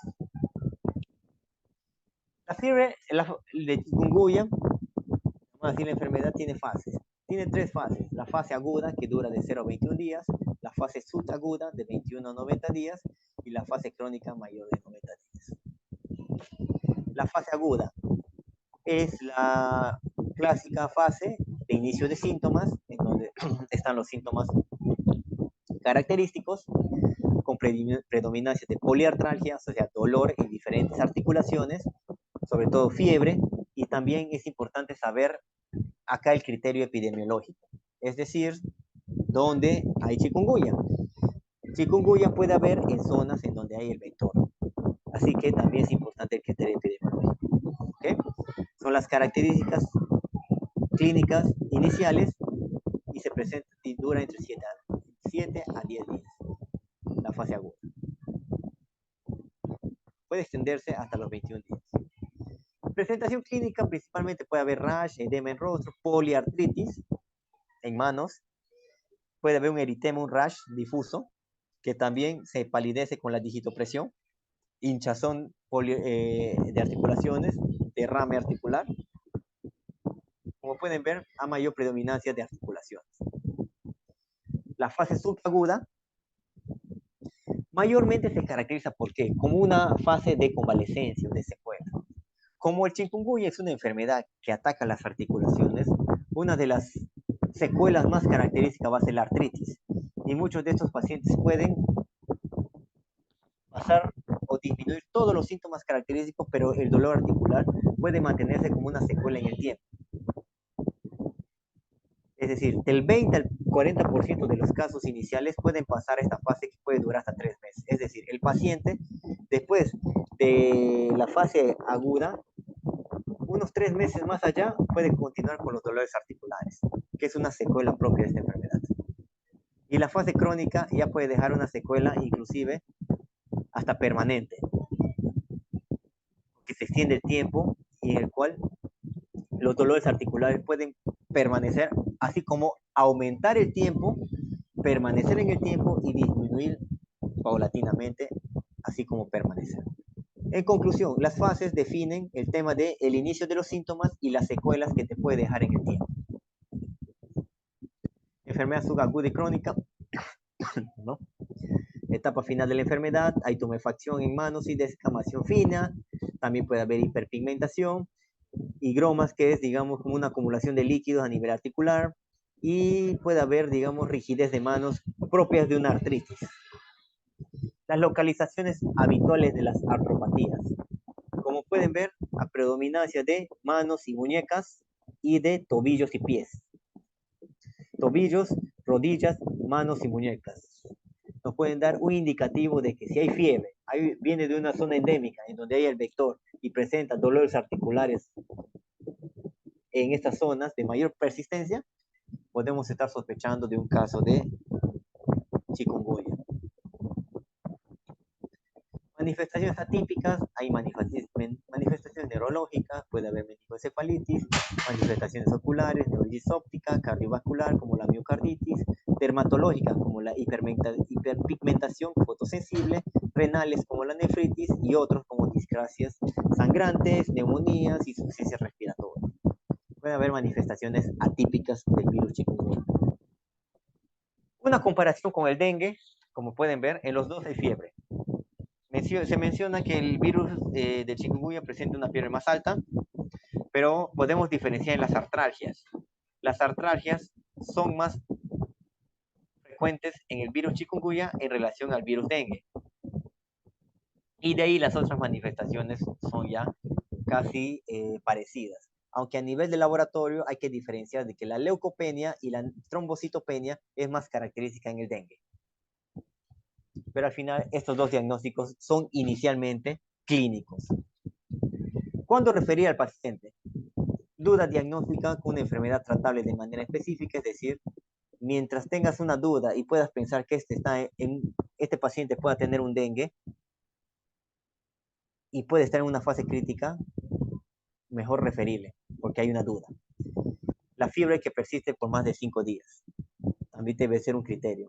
Dolor persistente, hay mareo postural, extremidades frías, disminución en la producción de orina, posiblemente esté reteniendo líquidos, cualquier hemorragia subcutánea o a través de cualquier orificio, hemorragias. Hemos hablado que las hemorragias y sangrados son características de los signos de alarma del dengue, vómitos constantes, también que es un signo de alarma del dengue, el embarazo como población de riesgo, que también debería ser vigilada en el hospital, y las personas mayores de 60 años y los recién nacidos, que también como población de riesgo que debe ser vigilada en el hospital.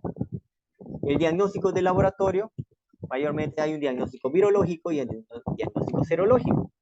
El virológico mayormente es por pruebas de detección de antígeno y aislamiento viral, y el serológico puede ser por ELISA, principalmente, pero estos diagnósticos ya son más que todo para detectar el virus en sí, ya que el diagnóstico debe ser clínico, principalmente si se sospecha de la enfermedad. ¿Ya? Esto es más que todo para uso de laboratorios referenciales para detectar específicamente si es virus chikungunya, para un tema de notificación de enfermedad. Manejo clínico. Bueno, el manejo clínico podemos hablar en enfermedad aguda, más que todo no existe un tratamiento farmacológico específico para el virus chikungunya, pero es recomendable prioritariamente descartar un cuadro de dengue, es decir, tener como prioridad el dengue antes que el chikungunya, porque el dengue tiene el mayor riesgo de presentar complicaciones a diferencia del virus del chikungunya. ¿Ya? Principalmente tratamiento sintomático, paracetamol, se puede usar inclusive hasta ibuprofeno, pero recuerden el diagnóstico diferencial. Primero descartar dengue, ya que los AINES no son indicados en el dengue. No se aconseja el uso de aspirina y de una otra forma se puede dar antiácidos, ranitidina por la presentación de náuseas, vómitos o dolores abdominales tipo acidez. Y en pacientes con dolor articular grave que no se alivia con AINES se pueden utilizar analgésicos narcóticos, inclusive morfina o corticoides, a corto plazo después de hacer una evaluación riesgo-beneficio. Estos pacientes muchas veces llegan a la emergencia con dolores articulares intensos, encorvados, que no pueden pararse. Y por eso es evidenciar si es necesario el uso de otros analgésicos. Principalmente tratamiento sintomático y se debe aconsejar el tema de beber grandes cantidades de líquido. Pero recordar primero hacer el descarte de dengue. Tratamiento subagudo y crónico es más que todo dirigido al tema del tratamiento de las secuelas, que son los dolores articulares, las poliartralgias. Se puede dar ibuprofeno, se puede dar prednisona, se puede dar, digamos, otros analgésicos, inclusive hasta terapias alternativas como el metotrexate, que es un tratamiento inmunosupresor cuando los dolores articulares. Es un tratamiento que se usa en la artritis reumatoidea y estos cuadros pueden ser semejantes, ya que las secuelas pueden dar artralgias prolongadas, rigidez articular y conlleva un tratamiento mucho más exhaustivo. Considerar la derivación de pacientes con mayor riesgo. Hemos hablado de pacientes mayores de 60 años, con enfermedades crónicas, embarazadas y niños pequeños. Ya principalmente es tratamiento sintomático, ya que primero tienes que descartar dengue. Casos sospechosos de chikungunya, primero detectar si es un paciente, digamos, de grupo de riesgo o fuera de grupo de riesgo. Si es grupo de riesgo, se hospitaliza. Evolución favorable, sí, manejo ambulatorio. Evaluación no favorable, hospitalización, y por ende se ve, si hay una evolución favorable en la hospitalización, alta, manejo ambulatorio, y si no, cuidados intensivos. Y si es un paciente fuera de grupo de riesgo, si está estable, manejo ambulatorio, y si no está estable, hospitalización de alta complejidad. ¿Ok?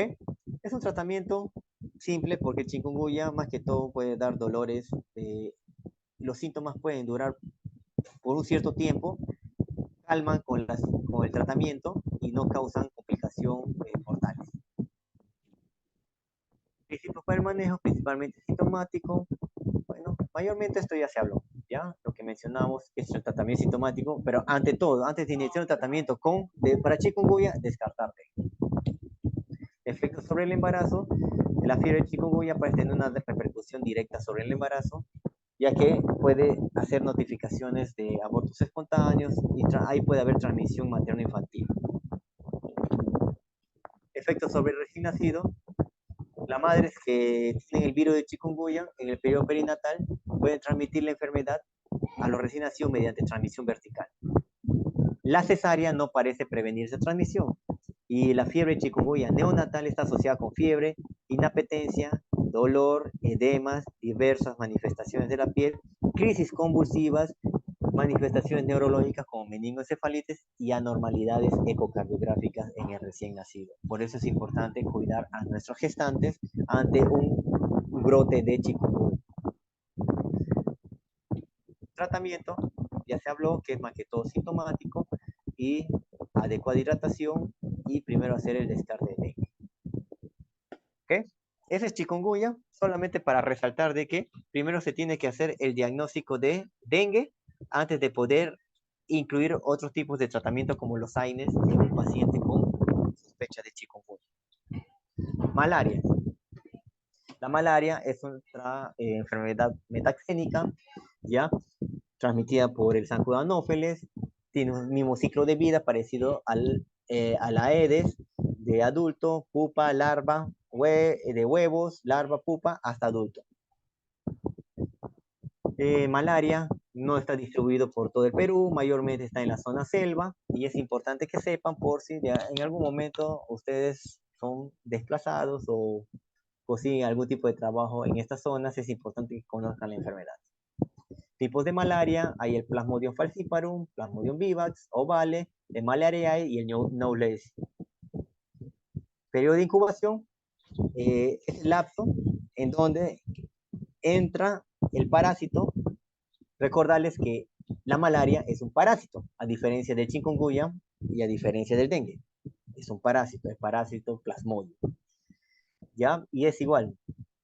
Entra el Plasmodium, picado, inoculado por el zancudo, y se produce el periodo de incubación, que es desde que se presenta la viremia, la presencia del parásito, hasta el inicio de los síntomas. En el Plasmodium falciparum puede durar de 7 a 14 días, con promedio, digamos, de 7 días. En el Plasmodium vivax y Plasmodium ovale puede durar entre 8 a 14 días, con promedio de 10 a 11 días.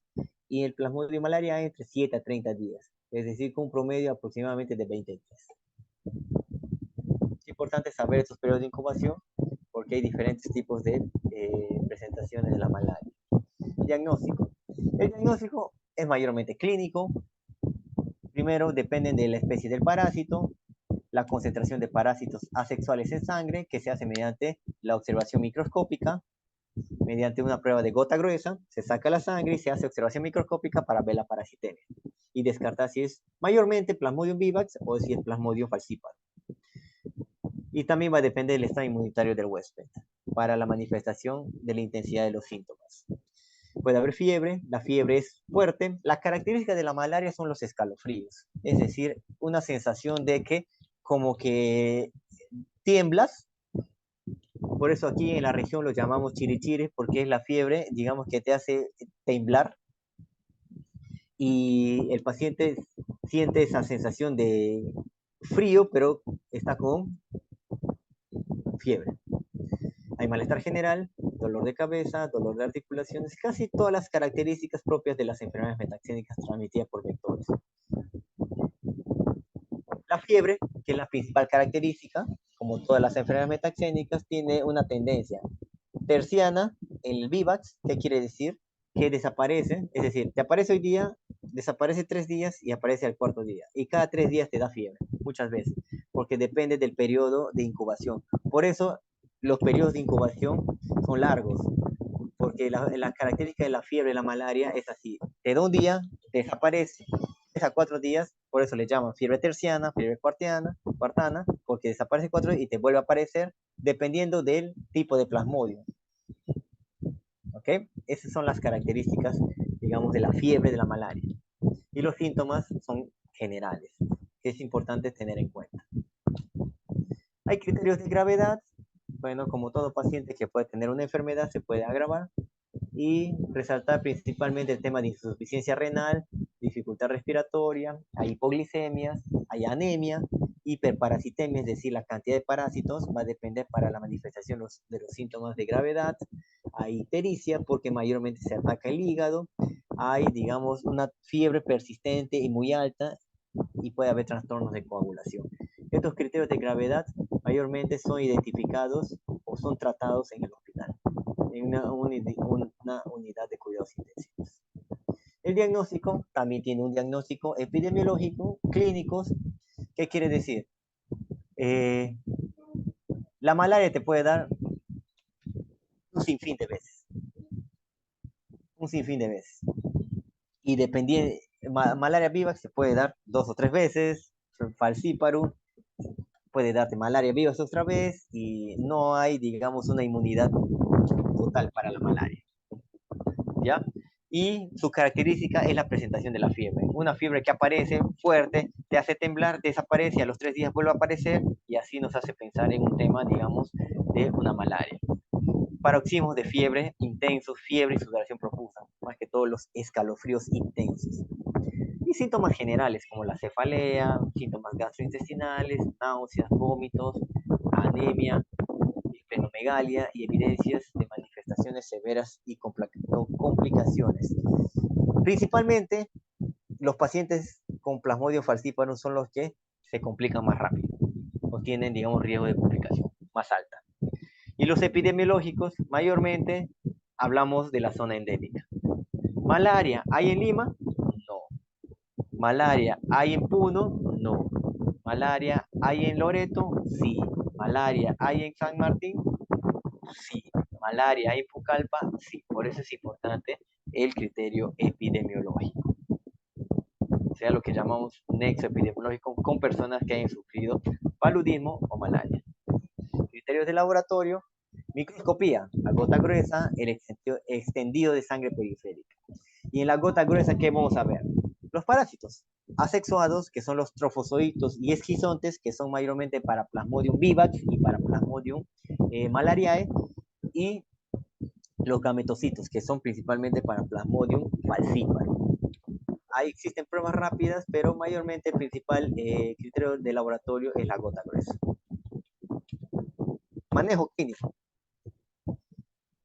A ver, resaltamos el objetivo de tratamiento de la malaria. ¿En qué sentido? ¿Para qué sirve? Para interrumpir las formas asexuadas. ¿Qué quiere decir? Las formas asexuadas corresponden al Plasmodium malariae y al Plasmodium vivax. Destrucción de las formas latentes en el hígado.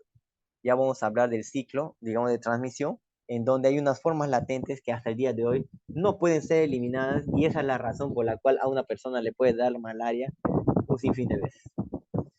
Y hay que interrumpir la transmisión, medidas preventivas, es decir, evitar que el zancudo nos pique. ¿La acción qué es? Tratar que el diagnóstico se realice en las 24 horas desde el inicio de los síntomas y signos. Tú tienes un paciente que viene con fiebre, está con un escalofrío tremendo, inmediatamente mándales una gota gruesa, más aún si es en la zona endémica. La gota gruesa te va a dar el diagnóstico y te puede ya dar el diagnóstico y hacer el diagnóstico diferencial con otras enfermedades que cursen con fiebre. ¿Ya? Y eso no va a permitir tratamientos eficaces, que el paciente se adhiera al tratamiento, porque muchos lo dejan, y la accesibilidad a los medicamentos, es decir, el abastecimiento de los servicios de salud para poder brindar los tratamientos, ya que existe un programa de malaria en todos los centros de salud y es un tratamiento gratuito. Recomendación de la OMS para malaria no complicada por Plasmodium vivax y malariae. El tratamiento combinado es con cloroquina y primaquina, ¿ya? Las especies que tienen ciclo hepático, es decir, el Plasmodium vivax y el Plasmodium ovale, es 3 días de cloroquina más 14 días de primaquina. Y para casos de Plasmodium malariae son 3 días de cloroquina más 1 día de primaquina. ¿Cómo lo vamos a identificar? A ver, el tratamiento de la malaria por vivas en adultos. El tratamiento dura 7 días. Con cloroquina, ¿ya? Tabletas de 250 miligramos y 150 miligramos base. Esto es importante que ustedes sepan, ¿ya? En un ejemplo les voy a explicar. Un paciente con tratamiento, que inicia tratamiento, que tiene diagnóstico de malaria vivax. Ya tienes el diagnóstico microscópico de malaria vivax. Tratamiento. Tu cloroquina, 3 días. Es un paciente adulto que pesa más de 60 kilos. Normalmente son 4 tabletas del primer día, 4 tabletas el segundo día y 2 tabletas el tercer día. En ese mismo tiempo inicias tu primaquina, que pueden ser, hay presentaciones de 15 miligramos y de 7.5. Es decir, la primaquina puedes empezar 2 tabletas de 15 miligramos el primer día y sucesivamente hasta el 7 días. Pero si tienes la presentación de 7.5 son 4 tabletas. ¿Ok? Siempre es bueno diferenciar la concentración, porque si ustedes dan 4 tabletas de 15 miligramos, pueden exacerbar el daño hepático en el paciente. Por eso la importancia de conocer la concentración de la pastilla. Y lo que quería es esto, explicarles algo.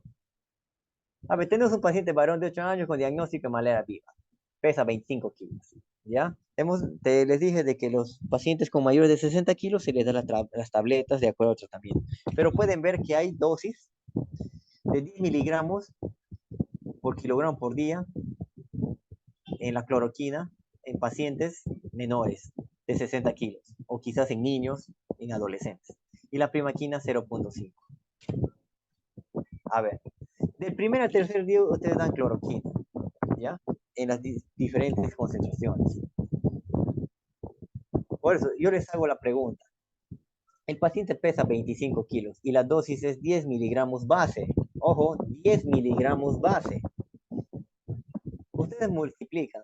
Tiene 25 kilos, ¿ya? 10 miligramos base por kilo y sale 200 miligramos de base diario.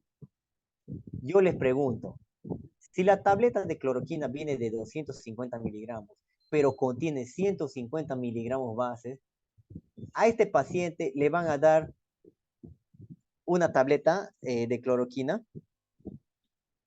solamente.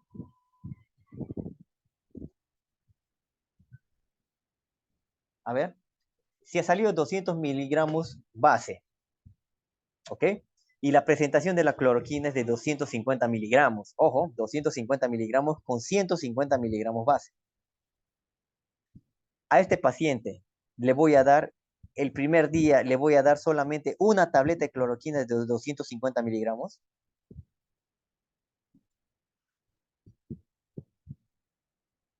No, una y un poquito más. ¿Por qué? Dice que tiene 250, 150, para 250 le faltaría. Claro. ¿Ya? Es decir, el tratamiento final sería del primero y segundo día, porque el segundo es 5. Sería una tableta, es decir, la presentación de 250 con 150 miligramos base, más 100 miligramos base.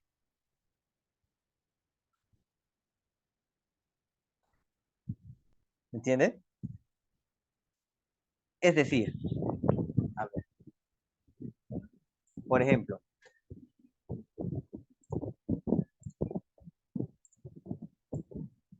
ya, ustedes tienen una tableta, ¿ya? Por decirlo, ¿ya? Esta es la tableta de 250 miligramos, ¿ok? Lo pueden ver, ¿no? ¿Ya? Esta tableta tiene 150 miligramos. Ya tú le has dado ya una tableta que tiene 150 miligramos, pero te falta ¿cuánto para llegar a los 250? 100 miligramos, ¿no? ¿Estamos?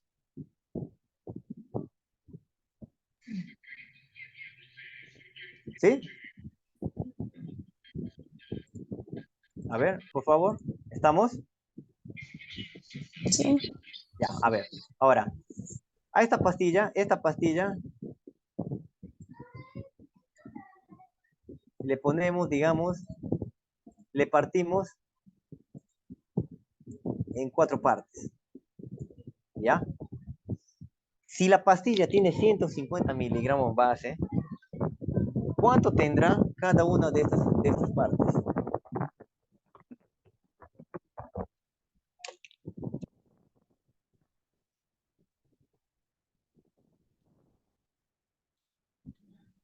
Treinta y siete punto cinco.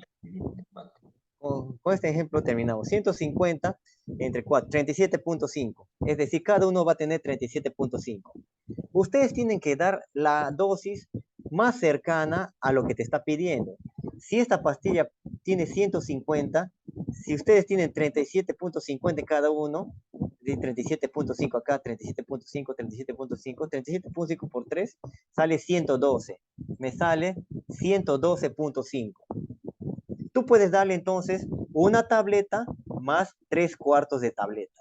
Que le des un exceso es mucho mejor a que le des un defecto. ¿Me entienden? Quiero que me entiendan esa parte, porque la misma lógica se entiende en todos los tratamientos. Es decir, a este paciente le vamos a dar el primer y segundo día una tableta de cloroquina más 3/4 de tableta. ¿Entendido? Normalmente, dígame. ¿Entendido? Dígame.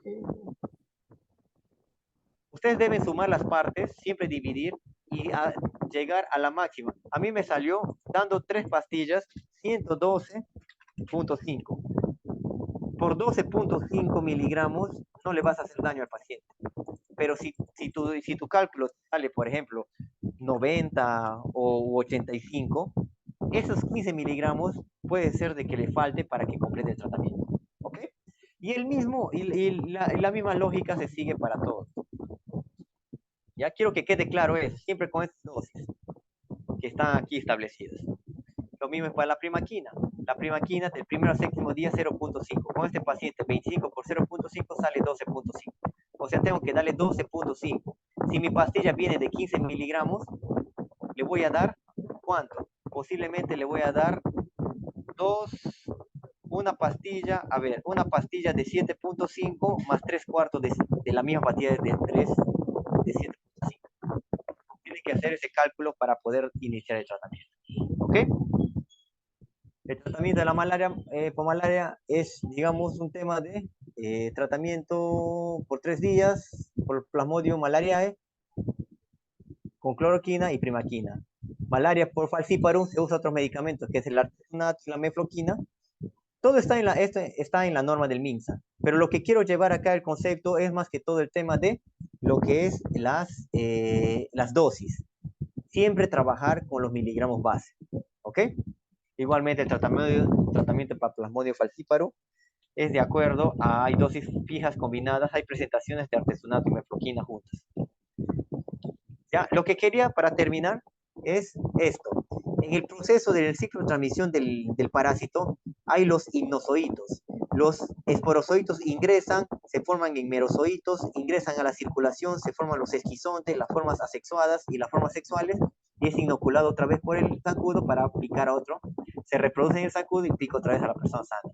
Estos hipnozoitos son los que permiten de que el ciclo vuelva a empezar y por ende te puede dar malaria muchas veces. ¿Ya? Y está saliendo en el mercado una pastilla que es la tafenoquina, que es la posible cura de estos hipnozoitos para que la malaria no te dé continuamente. Bueno, recordad que la prevención es lo principal y bueno, les agradezco por su atención. Si tienen alguna pregunta, gustoso de contestar. Entonces el malaria no es como el dengue, ¿no? Que mata. O sea, eso La malaria mata también. Sí mata. Sí mata. Porque, al igual que el dengue, cuanto más veces te da, más daña a tu organismo. Y la respuesta a los medicamentos pueden ser ya muchas veces inadecuadas o causa resistencia en donde tienen que ponerte. Inclusive existe la quinina intravenosa. Por eso les recomiendo que lean el tratamiento de la norma técnica de malaria del MINSA y está profundizado. Pero lo que yo quiero que quede claro es los miligramos bases que se van a usar en el tratamiento. ¿Ok?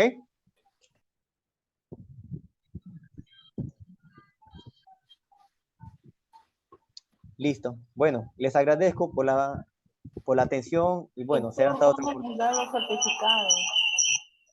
Disculpe. ¿Cuándo nos da los certificados? Bueno, eso ya por parte del instituto creo que les dará un comunicado. Gracias, doctor. Listo. Tengan buenas noches. Hasta luego.